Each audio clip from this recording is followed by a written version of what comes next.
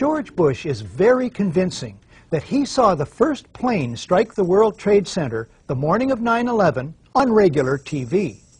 He provides supporting details, has repeated the story, and never retracted it. It has run on the White House website. According to the official White House version, it was at this moment in a Florida classroom that Bush learned the second plane had hit the World Trade Center and that the U.S. was under attack. But here's what George Bush himself said almost 3 months later when asked about September 11th. Well, Jordan, you're not going to believe what state I was in when I heard about the terrorist attack. I was in Florida. And my chief of staff, Andy Card, well, actually I was in a classroom talking about a reading program that works. And I was sitting outside the classroom waiting to go in, and I saw an airplane hit the tower of a TV. You know, the TV was obviously on. I used to fly myself, and I said, well, there's one terrible pilot. And it said it must have been a horrible accident. But I was whisked off there. I didn't have much time to think about it. Could George Bush have seen on ordinary TV the first plane hit the World Trade Center? No, he could not have. The footage of that first strike only shows up on television the next day, September the 12th, 2001. It was taken by a French documentary crew that happened to be in downtown New York.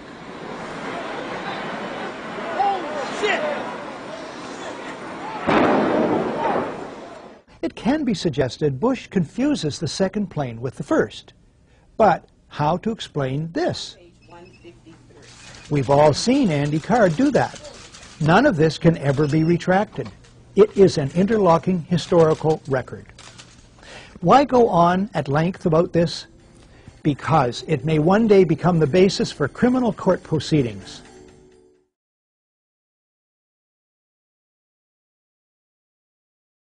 Describe the design of planned attacks on buildings inside the U.S. and how operatives were directed to carry them out. That is valuable information for those of us who have the responsibility to protect the American people. He told us the operatives had been instructed to ensure that the explosives went off at a point that was high enough to prevent people trapped above from escaping.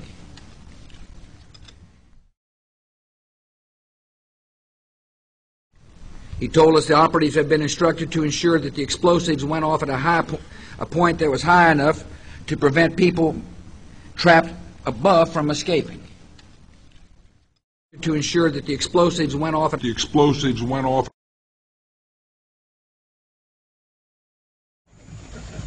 I know you said there'll be a time for politics, but you've also said you wanted to change the tone of Washington. Howard Dean recently seemed to muse aloud whether you had advanced knowledge of 9/11. Do you agree or disagree with the RNC that this kind of rhetoric borders on political hate speech? Yeah. Look, there's time for politics. And, you know, it's time for politics. And it's an absurd insinuation. In that case, sir, can I follow up on something unrelated?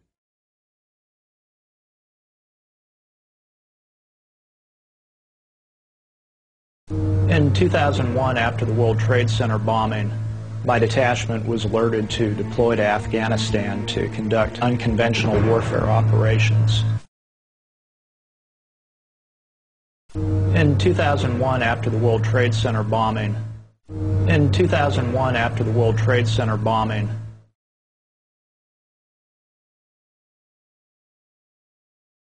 have a sense, if we imagine the kind of world we would face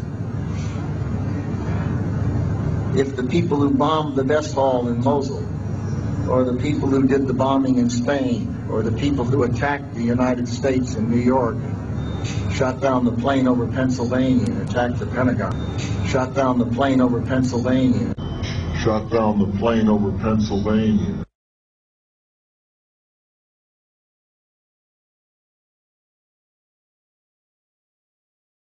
I remember getting a call from the fire department commander telling me that they were not sure they were going to be able to contain the fire. And I said, you know, we've had such terrible loss of life. Maybe the smartest thing to do is pull it And they made that decision to pull, and then we watched the building collapse.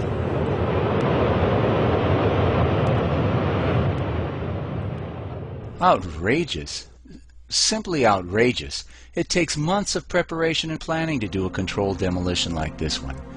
They had to have put these charges in place before September 11th. Larry Silverstein was kind enough to tell us that they demolished this building on September 11th. But who was they? And are we supposed to think that they didn't have explosive charges in place in the Twin Towers? The leaseholder of the World Trade Center complex, Larry Silverstein, gave a public interview on PBS in 2002, and he said that they pulled that building, which is a demolition term for intentionally bringing down a building. This man made over $5 billion from those buildings' destruction, and I want to know if there was ever a formal investigation into Larry Silverstein, the leaseholder of the World Trade Center complex, and his ties to this entire event. I don't believe there's been a formal investigation. I haven't heard that. I don't know that. I do know that that wall, I remember, was in danger, and I think that they made a decision based on the danger that it had of destroying other things, that they did it in a controlled fashion. If the official story is true, and an astoundingly successful sneak attack from diabolical Muslims caught America totally off guard, then the White House surely must be highly motivated to turn heaven and earth, to use one of their own favorite cliches, to investigate the events of that day as quickly and thoroughly as possible. The White House must rush to appoint a respected chairman and commissioners, give them the widest powers to call witnesses, spare no expense. Except for the Reichstag fire, that's how it's usually done. 6 days after the sinking of the Titanic, a chairman is appointed to head an investigation. 9 days after Pearl Harbor, the first of 4 investigative commissions is struck. The JFK assassination, the Challenger disaster, 7 days each. How many days after 9/11 is it that President Bush names someone to head an investigation? This commission has been charged with a crucial task. Call it foot-dragging. The White House chooses all the commissioners, key insiders rife with conflicts of interest. The editor of Vanity Fair, Graydon Carter, sums it up. The Bush White House did everything in its power to derail an open inquiry. Then, when faced with its inevitability, the president and his aides sought to limit its scope, its access, and its funding. This commission was about as independent from White House control and manipulation as the abused prisoners at Abu Ghraib were from their jailers. Mandate. The commission itself says, we're not out to blame anyone. In other words, accountability is not part of the mandate. Budget. In January 2003, the Bush administration allots the commission $3 million. This compares to $5 million for a 1996 commission that looked into casino gambling, and $50 million each for the inquiries into the Columbia shuttle explosion and the Clintons' failed Whitewater deal. The dollar amount is later grudgingly raised but never exceeds $15 million. The White House releases only 25% of 11,000 documents requested. It blacks out portions of the released documents, resists requests that the administration officials testify under oath, and tries to rush the commission's deadline. After a cat-and-mouse game, Bush and Cheney meet the commission.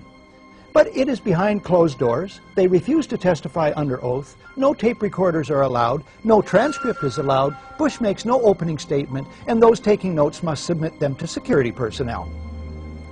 All of this is what is called in law guilty demeanor. The behavior of the White House in relation to the commission from start to finish only makes sense if the official story is a lie and the truth needs to be kept secret.